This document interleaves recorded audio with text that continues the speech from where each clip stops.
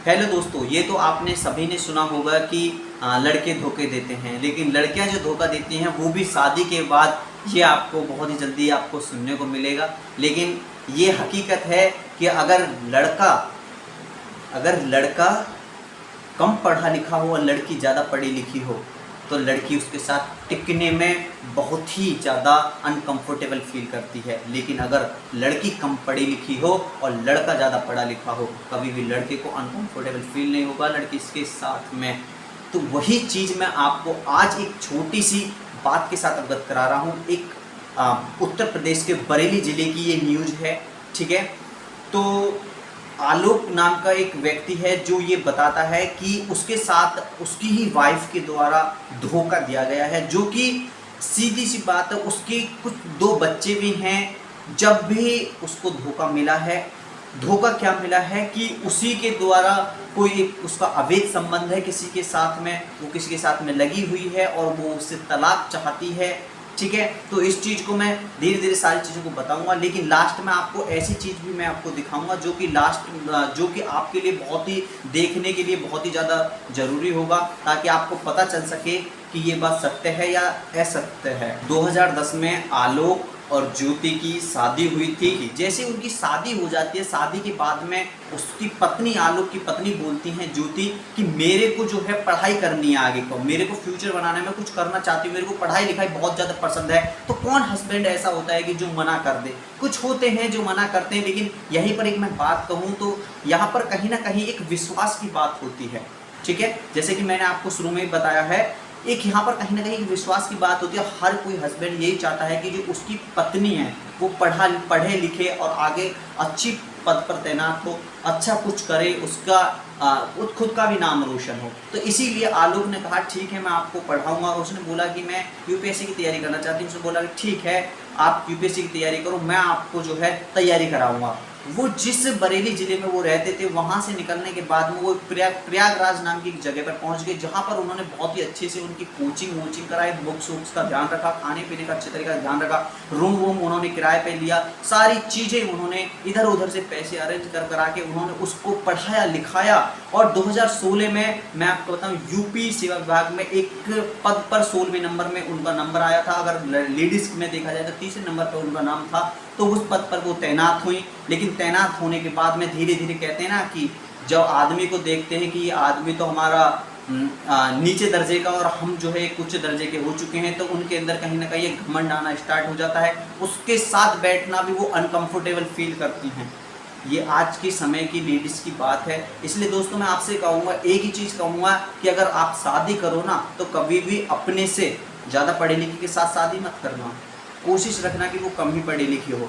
अगर कोई पोस्ट पर है तो अपने से अपर पोस्ट पर लड़की से शादी मत करना, कम ही होनी चाहिए। मैं आपसे ये नहीं कह रहा कि सभी लड़कियां एक सी होती हैं या सभी लेडीज एक सी होती हैं, सभी नहीं होती हैं, लेकिन 99% ऐसी होती हैं, ठीक है। 1% में कौन है आप भी नहीं समझ पाओगे उसे। आलोक बताते हैं कि उनको भी 2020 में थोड़ा शक हुआ था और बताते हैं कि जिसके साथ उनका अवैध संबंध होना स्टार्ट हो जाता। मनीष दुबे कमांडेंट हैं, वो होमगार्ड के पद पर हैं, ठीक है, जिला होमगार्ड के पद पर हैं। तो उनके साथ में उनका अवैध संबंध होना स्टार्ट हो जाता है। लेकिन जब उनसे बात करता है तो वो बोलते हैं कि हम लोग फ्रेंड्स हैं, फ्रेंड्स की तरह बात करते हैं। तो उसको विश्वास हो जाता है। 2021 में इस चीज़ के बारे में पता चलता है, क्योंकि जब वो बाहर से आते हैं और उनको सीधे नंगे हाथों उनको अपने ही आवास में आलोक पकड़ते हैं, उनको अवैध संबंध बनाते हुए, तब उनको इस चीज़ का विश्वास होता है। और जब उनको इस चीज़ का पता चलता है कि वो एक दूसरे के साथ मतलब अवैध संबंध बना रहे हैं, दोनों एक दूसरे के साथ, उसके साथ धोखा कर रहे हैं, उनके बच्चों के साथ में धोखा कर रहे हैं। मैं आपको बता दूं, जो मनीष दुबे हैं वो भी एक शादीशुदा है। वो खुद तो अपनी ज़िंदगी को बर्बाद कर रहे हैं, वो दूसरे की ज़िंदगी को भी बर्बाद कर रहे हैं। या फिर ऐसा मान लीजिए कि ज्योति अपनी ज़िंदगी को तो खुद बर्बाद कर ही रही है, अपने परिवार को तो नष्ट कर ही रही है, साथ में दूसरे के परिवार को भी नष्ट करती जा रही है, ठीक है। आप इस चीज़ को समझ सकते हैं कि कितना 2 परिवार ऐसे टूट रहे हैं इस समय। बहुत ही ज़्यादा चर्चा में विषय चल रहा है, ठीक है। और उसको फिर जो है दोनों ही, मनीष दुबे और ज्योति दोनों ही मिलके आलोक के ऊपर केस दर्ज कर देते हैं कि कभी किसी का अलग अलग केस दर्ज करते कि इन्होंने मेरे साथ धोखा किया था, इन्होंने मेरे पास दहेज की प्रति भी उनके पास केस दर्ज कर देते हैं। लेकिन वो जो आलोक हैं वो बताते हैं कि उन्होंने ऐसा किसी के साथ उनके साथ कुछ भी नहीं किया। उन्होंने तो हालांकि उनको पढ़ाया लिखाया, मैंने तो इधर उधर से पढ़ाई लिखाई के लिए भी इधर उधर से पैसे लिए थे और मैंने तो इनको बहुत अच्छी तरीक़ा से पढ़ाया लिखाया। अब जब वो एसडीएम बन गई तो आप मेरे साथ में धोखा कर रही हैं, किसी और के साथ अवैध संबंध बनाने के साथ मेरे को जो है तलाक दे रही हैं। तो कुछ क्लिप्स दिखाने जा रहा हूँ, आप उन क्लिप्स को देखिए और अच्छे से आपको सारी चीज़ें पता चल जाएगी किस तरीक़ा से वो बंदा अपना रो रो के अपना सारे दुखों के बारे में बताता है। ठीक, ये बताइए कि क्या पूरा मामला है और आपकी पत्नी किस पद पे है और किस तरह की आपको धमकी दी जा रही है? कौन आपको धमका रहा है? सर मैं सर 2009 में सर पंचायती राज विभाग में सेलेक्ट हुआ प्रतापगढ़ में सर। उसके बाद सर 2010 में मेरी शादी चिरई गांव निवासी ज्योति मौर्य से हुई सर। बहुत धूमधाम से शादी हमारी हुई, बहुत अच्छा हम लोग परिवार चल रहा था। ज्योति मौर्य सर वो पढ़ना चाहती थी सर, मैं उनको लेके इलाहाबाद चलाया। उनको सर मैंने पढ़ाया पैसे उधार लेके, कैसे मैं छोटा कर्मचारी सर, मेरे पास इतने पैसे थे, मेरे पिताजी पैसे दिए, मैंने उनको पढ़ाया लिखाया। वो 2016 में सर पीसीएस अधिकारी बन गई, एसडीएम पद पे चयन हुआ सर उनका। उनकी 16वीं रैंक भी आई, महिलाओं में टॉप किया, उन्होंने तीसरा रैंक पाया। बहुत खुशी का माहौल था सर, मेरे पूरे गांव में जश्न था और हम लोगों को गांव में बहुत अच्छा स्वागत हुआ। सब लोगों ने कहा एक बहू जो है एसडीएम बनी। उन्होंने अपने बाइट में भी कहा कि आज मैं जो सफल हुई हूँ और उसका श्रेय मेरे पति आलोक कुमार मौर्य और मेरे ससुर राम मुरारी मौर्य का है। लेकिन सर आज परिस्थिति ऐसा बन गई कि वही ससुर और वही पति राम मुरारी मौर्य दहेज उत्पीड़न का मामला सर झेल रहे हैं सर हम। और सर यहाँ तक कि मेरी पत्नी सर मेरी जान लेना चाहती हैं, मुझे सर फ़ोन करके कही है कि ये जांच सब रुकवा दो, नहीं तो तुम्हारी जान चली जाएगी सर। उसके पीछे सर उनका भाई सचिन मौर्य मेरे पीछे लगा हुआ, मेरे घर के आगे पीछे रहता है, बंदूक लेके घूम रहा है।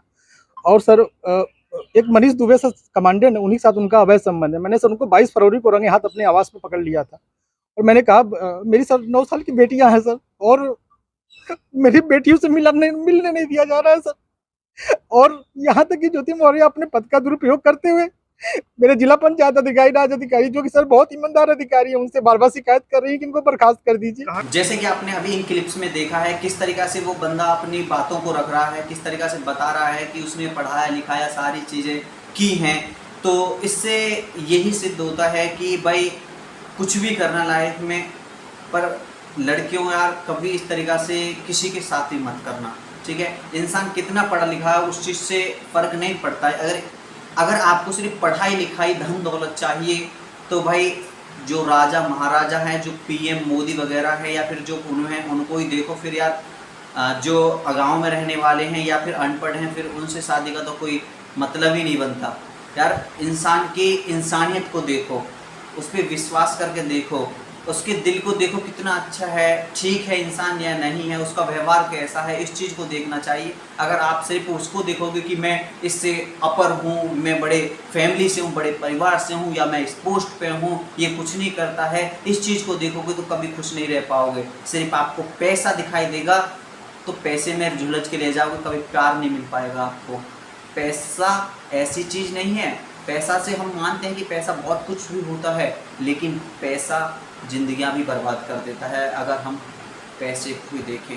और आज की बात बताई जाए तो बहुत ज़्यादा ये चीज़ें होती जा रही हैं, तो जितना हो सके तो इनसे बच के रहिए और अपने परिवार को, अपनी फैमिली को खुश रखो।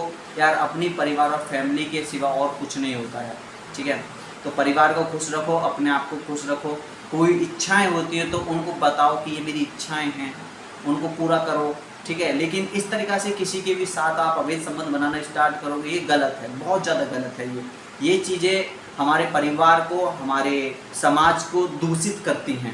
ठीक है, इससे और लड़कियों पर और परिवारों पर बहुत ज़्यादा फ़र्क पड़ता है। ठीक है, तो इसलिए इन चीज़ों से बहुत ज़्यादा दूर रहो। ठीक है, ये बहुत गलत चीज़ें होती हैं। ठीक है, अपने आप को खुश रखो। और मेरी जो वीडियो है आपको सारी चीज़ों की जानकारी ठीक लगी हो तो मेरे को आप कमेंट में ज़रूर बताएं, ताकि हम एक नेक्स्ट वीडियो एक बहुत ही इम्पोर्टेंट लेके आने वाले हैं, जो कि एक ऐसी चर्चा के ऊपर है जो अभी तक आपको किसी चीज़ के बारे उस चीज़ के बारे में नहीं पता चला है, तो हम जल्दी ही लेके आएंगे। Okay, bye bye.